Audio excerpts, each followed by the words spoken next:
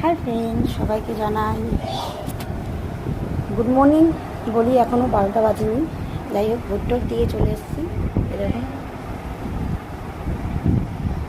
Excuse me, রান্না হচ্ছে, গরম দিয়েছে তাই জন্য। বাবাই জলটা খেয়ে নাও। ভোট দিয়ে চলে এসেছি। বাজারে একটু খেয়েছিলাম। কালকে আমাদের বাড়িতে একটু লোকনাথ পুজো আছে, মানে ছোটো করেই দেবে জাস্ট, তাই জন্য।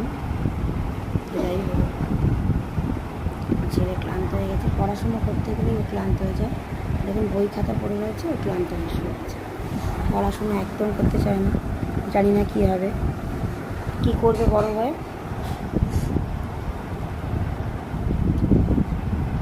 যাই হোক, আমার মতন সবাই সকাল সকাল ভোট দিয়ে আসুন।